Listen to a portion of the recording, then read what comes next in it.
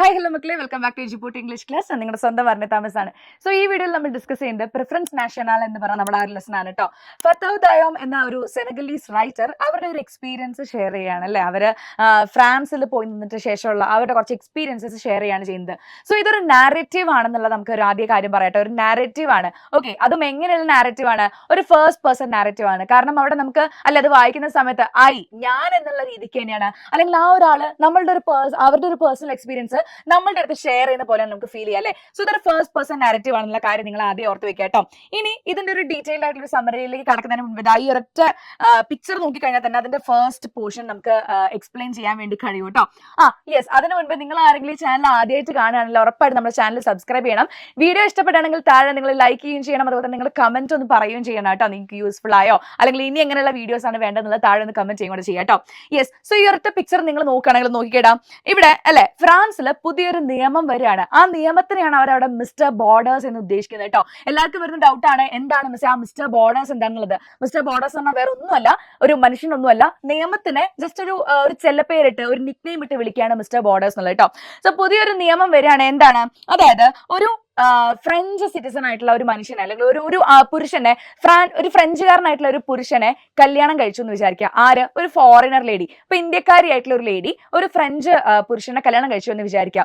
അങ്ങനെയാണെന്നുണ്ടെങ്കിൽ ആ ലേഡിക്കും French citizenship കിട്ടണം എന്നുണ്ടെങ്കിൽ ഈ രണ്ടുപേരും കൂടെ ഒരുമിച്ച് അറ്റ്ലീസ്റ്റ് 2 years എങ്കിലും ഒരുമിച്ച് കഴിയണം. ഓക്കെ, അങ്ങനെ 2 years എങ്കിലും അവർ ഹസ്ബൻഡ് ആൻഡ് വൈഫ് ആയിട്ട് കഴിഞ്ഞാൽ മാത്രമേ ഉള്ളൂ എന്ത് ചെയ്യുക, ഫോറിനർ ആയിട്ടുള്ള ഒരു ലേഡിക്ക് ഫ്രഞ്ച് സിറ്റിസൺഷിപ്പ് കിട്ടുക. സോ അങ്ങനെ പുതിയൊരു നിയമം വരികയാണ്. ഈ നിയമം ഇൻട്രൊഡ്യൂസ് ചെയ്യാനുള്ള കാരണം തന്നെ എന്താണെന്ന് വെച്ച് കഴിഞ്ഞാൽ അവിടുത്തെ ഗവൺമെന്റിന് നല്ല ഉറപ്പാണ് ദാറ്റ് ദീസ് ഈ ഫ്രഞ്ച് മെൻ എന്ത് ചെയ്യില്ല, ഒരൊറ്റ റിലേഷൻഷിപ്പിൽ ഒരുപാട് കാലം പിടിച്ചു തൂങ്ങി നിൽക്കില്ല. അങ്ങനെ കുറെ ഡിവോഴ്സസ് നടക്കുന്ന ഒരു ട്രെൻഡ് മേ ബി അവിടെ ഉണ്ടായിരുന്നിരിക്കാം. അപ്പം അവിടുത്തെ ഗവൺമെന്റ് പറയാണ് 2 വർഷമെങ്കിലും നിങ്ങൾ ഒരുമിച്ച് ജീവിച്ചാലേ ഉള്ളൂ എന്ത് കിട്ടുക, ഫ്രഞ്ച് സിറ്റിസൺഷിപ്പ് കിട്ടുക. കാരണം അതല്ലാതെ ഒരുപാട് പേർക്ക് മേ ബി കിട്ടിക്കാണും. അപ്പൊ അതുകൊണ്ട് എന്ത് ചെയ്യാണ്, ആൻഡ് അതിനകത്തൊരു ഒരു വലിയൊരു ഐറണിയും കൂടി ഉണ്ടെന്ന് വെച്ചാൽ അവിടുത്തെ ഗവൺമെന്റിന് തന്നെ അറിയാം എന്ത്, അവിടെയുള്ള ഈ ആണുങ്ങള് അധികം ഒന്നും വലിയ ലോയൽ അല്ല, അല്ലെങ്കിൽ ഒരു റിലേഷൻഷിപ്പിൽ നിൽക്കുന്ന ആൾക്കാരല്ല എന്നുള്ളത്. സോ അതുകൊണ്ടായിരിക്കാം മേ ബി ഇങ്ങനത്തെ ഒരു നിയമം വന്നിട്ടുള്ളത്. പക്ഷെ അങ്ങനത്തെ ഒരു നിയമം വരുന്നത് കാരണം ആരാണ് അനുഭവിക്കുന്നത്, ആരാണ് ഏറ്റവും കൂടുതൽ ബുദ്ധിമുട്ടുന്നത്? ഈ പറയുന്ന മനുഷ്യനെ സ്നേഹിച്ച് കല്യാണം കഴിച്ച് അവിടെ ആ നാട്ടിലെത്തുന്ന ഫോറിനർ ആയിട്ടുള്ള ലേഡിയാണല്ലേ. കാരണം അവർക്ക് സിറ്റിസൺഷിപ്പ് കിട്ടുന്നില്ല. ആൻഡ് ആ സിറ്റിസൺഷിപ്പ് കിട്ടാതാവുന്നതിലൂടെ അവർക്ക് എന്താണ്, ജോലി എടുക്കാനുള്ള അവസരങ്ങളും കൂടിയാണ് നഷ്ടപ്പെടുന്നത് കേട്ടോ. അവർക്ക് അവിടെ ജോലിക്ക് പറ്റില്ല, ഒരു റെക്കഗ്നീഷൻ കിട്ടുന്നില്ല, ഈവൻ പേപ്പേഴ്സ് പോലും കിട്ടുന്നില്ല. ഓക്കെ, കണ്ടോ, ഒരു എക്സ് വൈഫ് എന്ന് വെച്ചാൽ ഒരു എക്സ് ഒബ്ജക്ട് പോലെയാണ്. അതായത് ഉപയോഗം കഴിഞ്ഞ ഒരു വസ്തുവിനെ പോലെയാണ് അവരെല്ലാം കണ്ടുകൊണ്ടിരിക്കുന്നത്. അവർക്ക് ജോബ് ഇല്ല, അവർക്ക് ഒരു അവകാശങ്ങളും ഇല്ല, അവർക്ക് വരുമാനം പോലും ഉണ്ടാക്കാൻ കഴിയുന്നില്ല. കാരണം ജോബ് ഇല്ലെങ്കിൽ വരുമാനത്തിന് പറ്റില്ലല്ലോ. അപ്പൊ അതേസമയം നമ്മുടെ ഫത്തവ് ദയമ പറയാണ് അവർ സെനഗലിന് കൊണ്ടുവന്നിട്ടുള്ള, സോ ഈ സെനഗൽ എന്ന് പറഞ്ഞാൽ ആഫ്രിക്കൻ കൺട്രിയാണ് കേട്ടോ. സെനഗലിന് കൊണ്ടുവന്നിട്ടുള്ള അവരുടെ പൂച്ചയുണ്ട്. ആ പൂച്ചയ്ക്ക് വരെ അതിന്റെ പേപ്പേഴ്സ് റെഡി ആയിട്ടുണ്ട്. അത് എന്തുകൊണ്ടായിരിക്കും എന്നാണ് പറയുന്നത്, ബിക്കോസ് അതൊരു ജിഞ്ചർ കാറ്റ് ആയതുകൊണ്ടായിരിക്കും എന്നാണ് പറയുന്നത് കേട്ടോ. ഈ ജിഞ്ചർ കാറ്റ് എന്ന് പറഞ്ഞാൽ വേറെ ഒന്നുമല്ല, ഓറഞ്ച് കളറിലുള്ള പൂച്ച എന്നുള്ളതില്ലേ. സോ ഈ ഫ്രഞ്ചുകാരൊക്കെ തന്നെയും എന്താ പറയാ, കളർ ഡിസ്ക്രിമിനേഷൻ ഒക്കെ വല്ലാതെ കൊണ്ട് നടക്കുന്ന ആൾക്കാരായതുകൊണ്ട് തന്നെ ഇവര് ഒരു ഡാർക്ക് ലേഡി ആയതുകൊണ്ട് ഇവർക്ക് സിറ്റിസൺഷിപ്പ് കിട്ടാതെ പോകുന്നു. എന്നാൽ ഈ പൂച്ച ഓറഞ്ച് കളറൊക്കെ ആയതുകൊണ്ട് എന്താണ്, അതിന് പോലും പേപ്പേഴ്സ് കിട്ടുന്നു എന്നുള്ളൊരു കാര്യം പറയാൻ കേട്ടോ. ഇതിപ്പോ ഈ ഒരൊറ്റ പിക്ചർ വെച്ച് ഞാൻ എക്സ്പ്ലെയിൻ ചെയ്തതാണ്. ഇനി ഒന്ന് കാര്യമായിട്ട് ഡീറ്റെയിൽ ആയിട്ട് പറഞ്ഞുതരാം. സോ ഓൾറെഡി ഞാൻ പറഞ്ഞു പുതിയൊരു സിറ്റിസൺഷിപ്പ് ലോ വരികയാണ് അല്ലേ. അപ്പൊ അതിൻ്റെ അകത്ത് ഇനി ഞാൻ നിങ്ങൾക്ക് ഈ ഒരു സമ്മറിന്റെ അകത്ത് ഈ ഒരു ലെസണിന്റെ അകത്ത് ഇമ്പോർട്ടന്റ് ആയിട്ടുള്ള കുറച്ച് ഡയലോഗ്സ് അല്ലെങ്കിൽ കുറച്ച് ഇമ്പോർട്ടന്റ് ആയിട്ടുള്ള കോഡ്സും കൂടെ ഞാൻ കാണിച്ചു തരാം കേട്ടോ. The law changed very quietly thanks to Mr. Borders. അല്ലെ, അതാണ് മെയിൻ ആയിട്ടുള്ള ഒരു നിങ്ങൾ ശ്രദ്ധിക്കേണ്ട ഒരു ഡയലോഗ്. ഒന്ന് അണ്ടർലൈൻ ചെയ്ത് വേണമെങ്കിൽ ടെക്സ്റ്റ് ബുക്കിൽ വെച്ചോളൂ. കാരണം മിസ്റ്റർ ബോർഡേഴ്സ് എന്ന് പറഞ്ഞാൽ ആ നിയമത്തിനെയാണ് പറയുന്നത് കേട്ടോ. കാരണം പെട്ടെന്നാണ് ആ ഒരു നിയമം അവിടെ മാറിയിട്ടുള്ളത് അല്ലെ. 2 year delay for foreign spouses. Spouse എന്ന് പറഞ്ഞാൽ ആരാണ്? പാർട്ട്ണർ ആണ് കേട്ടോ. നമ്മൾ ആരെയാണ് സ്പൗസ് എന്ന് പറയുന്നത്? യെസ്, ഒരു പാർട്ട്ണറിനെയാണ് സ്പൗസ് എന്ന് പറയുന്നത്. ഓക്കെ, സോ അങ്ങനെ ആ ഫോറിൻ ആയിട്ടുള്ള പാർട്ട്ണറിന് സിറ്റിസൺഷിപ്പ് കിട്ടണമെങ്കിൽ 2 വർഷമെങ്കിലും കഴിയണം അല്ലെ. അപ്പൊ അതുകൊണ്ട് തന്നെ ആ ഒരു സിറ്റിസൺഷിപ്പിൽ കിട്ടാവുന്ന ബെനിഫിറ്റ്സ് ഒക്കെ തന്നെ അവർക്ക് കിട്ടാതെ പോവുകയാണ് ചെയ്യുന്നത്.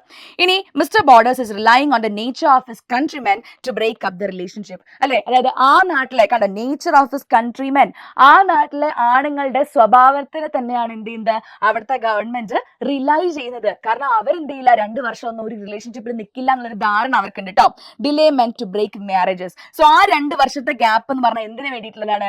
ആ 2 വർഷത്തിനടക്കം മിക്കവാറും ഇവർ തല്ലി പിരിഞ്ഞ് പോയിക്കോളും. അപ്പൊ പിന്നെ വെറുതെ ഒരാൾക്ക് സിറ്റിസൺഷിപ്പ് കൊടുക്കേണ്ട ആവശ്യമില്ലല്ലോ എന്നുള്ളതാണ് ഗവൺമെന്റ് ചിന്തിക്കുന്നത്. Foreign women left insecure. ഇതിലൂടെ എന്താണ് ഫോറിൻ വിമൻ ആണ് ഇൻസെക്യൂരിറ്റി ഫീൽ ചെയ്യുന്നത് അല്ലെ. അങ്ങനെ she has no rights, not even the right to earn an honest living. അല്ലെ, ഒരു അവകാശവും ഇല്ല, ഒരു ജോലി എടുക്കാനുള്ള അവകാശം പോലും അവർക്ക് കിട്ടുന്നില്ല.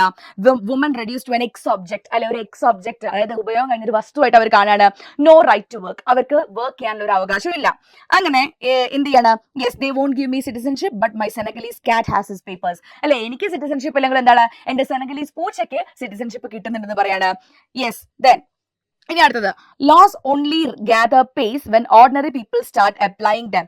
അതിനകത്ത് നമുക്ക് ടെക്സ്റ്റിന്റെ അകത്ത് ഒരു ചിതൽപുറ്റിന്റെ ആൻഡ് ഹില്ലിന്റെ കാര്യം, അതുപോലെ തന്നെ ഒരു വലിയ മരം, അല്ലെ മരം വീഴാൻ വേണ്ടിയിട്ട് ഇത്ര ചിതലുകൾ വർക്ക് ചെയ്യണം, അല്ലെങ്കിൽ ഒരു ചിതൽപുറ്റ് ഉണ്ടാക്കാൻ വേണ്ടി ഒരുപാട് ഉറുമ്പുകൾ വർക്ക് ചെയ്യണം എന്നുള്ളൊരു കാര്യം പറയുന്നുണ്ട്.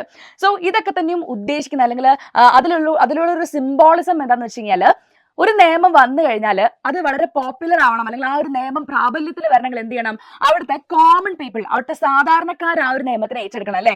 സോ അതാണ് ആ പറയുന്ന ആൻഡ് ഹിലിന്റെ എക്സാമ്പിളിലൂടെയും, അതുപോലെ തന്നെ ഒരു മഹാഗണി, ആഫ്രിക്കൻ മഹാഗണിയുടെ കാര്യം പറയുന്നുണ്ട്. സോ അതിലൂടെയൊക്കെ തന്നെയും അവർ ഉദ്ദേശിക്കുന്നത് വെച്ചാൽ, ചെറിയ ഒരു പുതിയ നിയമം വന്നു കഴിഞ്ഞാൽ അത് സാധാരണക്കാർ അല്ലെ, ordinary people enforce injustice, ordinary ആയിട്ടുള്ള ആൾക്കാർ ഏറ്റെടുത്താലുള്ള അതൊരു നിയമമാവുക എന്നാണ് പറയുന്നത് കേട്ടോ. സോ ഇനി എങ്ങനെയാണ് ആ ഓർഡിനറി ആയിട്ടുള്ള പീപ്പിൾ അല്ലെങ്കിൽ സാധാരണക്കാർ എങ്ങനെയാണ് ഈ പറയുന്ന നിയമം പ്രാബല്യത്തിൽ വരുത്തുന്നത് എന്നുള്ളതാണ് ഇനി നോക്കുന്നത് കേട്ടോ. യെസ്, അപ്പൊ നമ്മുടെ ഫത്താവ് ദയാം എന്ത് ചെയ്യാണ്, ജോലിക്ക് വേണ്ടി അന്വേഷിക്കുകയാണ്. Large bakery in the city centre looking for sales girl. അങ്ങനെ അവരൊരു പേപ്പറിൽ, ഒരു ഫ്രീ പേപ്പറിൽ ഒരു ആഡ് കാണുകയാണ്, എന്ത് അവിടെയുള്ള വലിയൊരു ബേക്കറിലേക്ക് ഒരു സെയിൽസ് ഗേളിനെ വേണം എന്നൊരു പരസ്യം കാണുകയാണ് ചെയ്യുന്നത് കേട്ടോ. അങ്ങനെ ആ ബേക്കറി ജോബിന് അപ്ലൈ ചെയ്യാണ്.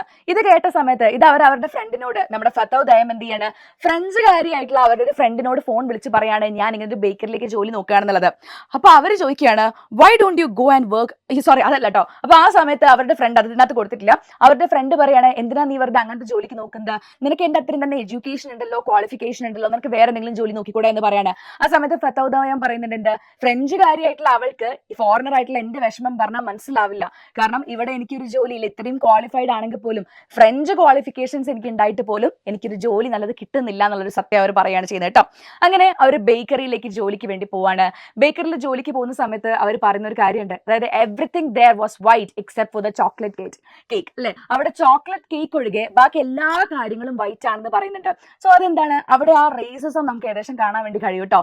ആൻഡ് ഓൾസോ അവർ പറഞ്ഞൊരു കാര്യമുണ്ട്, the bakery owner liked chocolate only in cakes not on flesh. അല്ലെ, കേക്കിൽ മാത്രമേ ഉള്ളൂ ചോക്ലേറ്റ് കളർ ഇഷ്ടം, ഫ്ലഷിൽ അതായത് തൊലിപ്പുറത്ത് ഈ ചോക്ലേറ്റ് കളർ അയാൾക്ക് ഇഷ്ടമില്ല. അതായത് ഇവരൊരു ഡാർക്ക് ലേഡി ആണല്ലോ.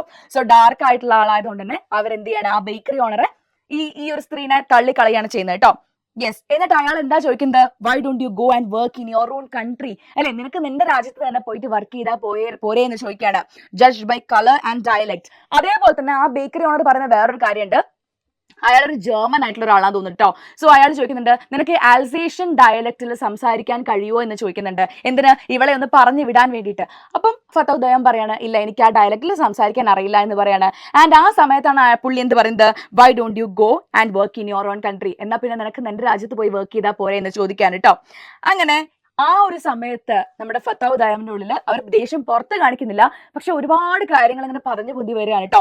അതിനകത്ത് എന്തൊക്കെയാണ്, you are plundered our resources to enrich your country at our expenses. അല്ലെ, കാരണം ഈ പറയുന്ന ആഫ്രിക്കന്റെ പല കാര്യങ്ങൾ എന്തുണ്ട്, അവരല്ലേ ബാക്കിയുള്ള ഈ യൂറോപ്യൻസ്, ഫ്രഞ്ചുകാരൊക്കെ ആയിക്കോട്ടെ വന്ന് ഒരുപാട് പ്ലണ്ടർ ചെയ്തിട്ടുണ്ട്, എന്താണ് ചൂഷണം ചെയ്തിട്ടുള്ളതാണല്ലേ, അവിടുത്തെ മണ്ണിനെ നശിപ്പിച്ചു, അവിടെയുള്ള ആളുകളെ യുദ്ധത്തിനായിട്ട് ഉപയോഗിച്ചു എന്നൊക്കെ ആര് പറയാണ്, ഫത്താവ് ദയം പറയാണ് ചെയ്യുന്നത് കേട്ടോ.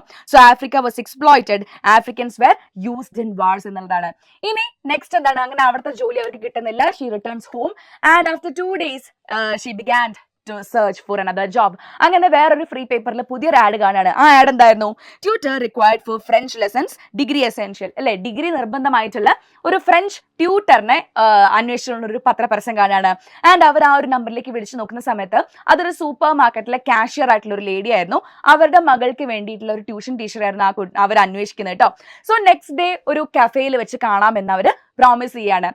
പക്ഷെ ആ കഫേയിൽ എത്തിയിട്ട് ആ ലേഡീനെ കണ്ട സമയത്തും റെസ്പോൺസ് വേറെ ഒന്നും ആയിരുന്നില്ല അല്ലെ. അവരെ കണ്ട സമയത്ത് അവരെന്താണ് പറയുന്നത്, I want A European type person. നമ്മുടെ ഫത്താവ് ദയം അവരുടെ സർട്ടിഫിക്കറ്റ്സ് ഒക്കെ എടുത്ത് കാണിച്ചു കൊടുക്കുകയാണ് അല്ലെ. അവർക്ക് എന്താ പറയാ, അവരുടെ ബുദ്ധി ഉപയോഗിച്ച് അവരുടെ കഴിവ് ഉപയോഗിച്ച് അവർ നേടിയിട്ടുള്ള സർട്ടിഫിക്കറ്റ്സ് കാണിച്ചു കൊടുക്കുന്ന സമയത്ത് ദ അതർ ഫ്രഞ്ച് ലേഡി അല്ലെ, അവരുടെ കുട്ടിക്ക് ട്യൂഷന് വേണ്ടിയിട്ടാണ് ആളെ തരുന്നത്. അപ്പൊ ആ ഫ്രഞ്ച് ലേഡി എന്താ പറയുന്നത്, I won't A European type person, എനിക്ക് ഒരു യൂറോപ്യൻ ടൈപ്പ് പേഴ്സണെയാണ് വേണ്ടത് എന്ന് പറയാണ്. ഇതോടുകൂടി സീനാകെ മാറുകയാണ് അല്ലേ. യെസ്, ഡിഗ്രി, അവൾക്കുള്ള ഡിഗ്രി ഇഗ്നോർ ചെയ്യാണ്. ആൻഡ് കളർ ഓവർ കോമ്പിറ്റൻസ് അല്ലെ, തൊലിപ്പുറത്തുള്ള നിറത്തിനെയാണ് അവർ എന്ത് ചെയ്യുന്നത്, ഈ പറയുന്ന കഴിവിനേക്കാളും കൂടുതൽ ഇമ്പോർട്ടൻസ് കൊടുക്കുന്നത്. ആ സമയത്ത് നമ്മുടെ ഫത്തൗദയം തിരിച്ചാഞ്ഞടിക്കുകയാണ് അല്ലെ. My black lips can drone the necessities of French grammar better than hers അല്ലെ. ആ ഇരിക്കുന്ന ലേഡീനേക്കാളും നല്ല രീതിക്ക് ഫ്രഞ്ച് ഗ്രാമർ വഴങ്ങുന്ന ഒരാളാണ് ഞാനുള്ള കോൺഫിഡൻസ് ആർക്കുണ്ട്, ഫത്തൗദയാമിനുണ്ട്.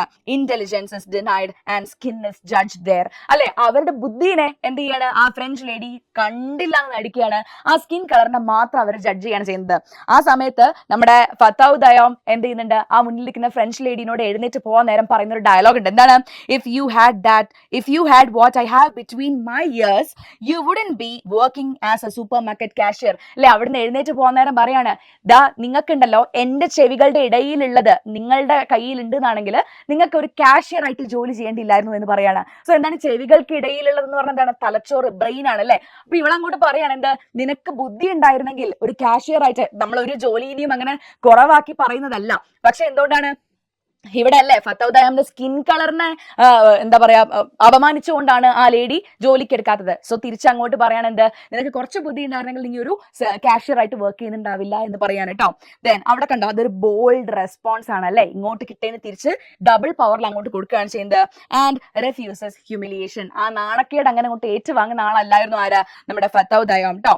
ദെൻ അങ്ങനെ അവിടുന്ന് ഒരു കോക്ടെയിലൊക്കെ ഓർഡർ ചെയ്തിട്ടുണ്ടായിരുന്നു, കോക്ടെയിലോ മോക്ടെയിലോ എന്തോന്ന് ഓർഡർ ചെയ്തിട്ടുണ്ടായിരുന്നു. അതൊക്കെ അവിടെ തള്ളി മറിച്ചിട്ട് അവർ പോവുകയാണ് ചെയ്യുന്നത്. പോകുന്ന സമയത്തും മറ്റേ ലേഡി വിളിച്ചു പറയുന്നുണ്ട്, go back to your jungle അല്ലെ, നീ തിരിച്ച് എന്റെ കാട്ടിലേക്ക് പോ എന്ന് പറയുന്നുണ്ട്.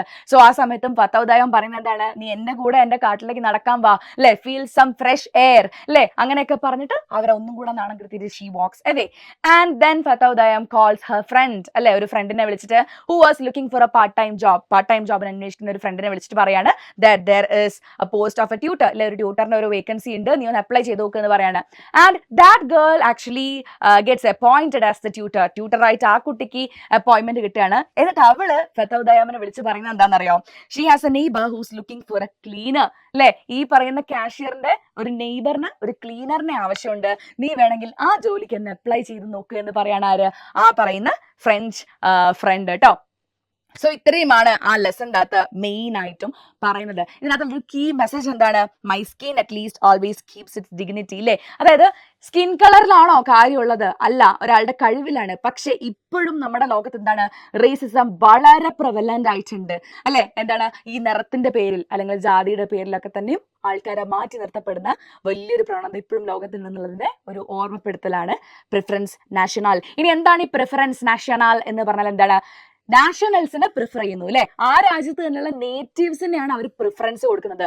പുറത്തുനിന്ന് വന്നിട്ടുള്ള ആൾക്കാരെ വരട്ടന്മാരായി കണ്ടുകൊണ്ട് അവർക്ക് എന്താണ് ഒരു റൈറ്റ്സും ഒരു അവകാശങ്ങളും കൊടുക്കാതിരിക്കുക എന്നുള്ളതാണ് എന്ത് ഈ പറഞ്ഞ പ്രിഫറൻസ് നാഷണൽ എന്നുള്ളത് ആ ഒരു ടൈറ്റിലിനെ കൊണ്ടും ഉദ്ദേശിക്കുന്നത് കേട്ടോ. അതാണ് അവിടുത്തെ ആ നിയമം എന്നുള്ളത്. Then racism in daily life അല്ലെ, ഡെയിലി ലൈഫിൽ എങ്ങനെയാണ് റേസിസം എന്നുള്ളത് ഈ ലെസണിനകത്ത് നമുക്ക് കാണാം. കളർ ഓവർ മെറിറ്റ് അല്ലെ, അവർക്ക് അത്രയും എഡ്യൂക്കേറ്റഡ് ആയിട്ട് പോലും അല്ലെ, ഫ്രഞ്ച് ക്വാളിഫിക്കേഷൻസ് ഉണ്ടായിട്ട് പോലും എന്ത് ചെയ്യുന്നില്ല, നല്ലൊരു ജോലിക്ക് ശ്രമിക്കാൻ കഴിയുന്നില്ല.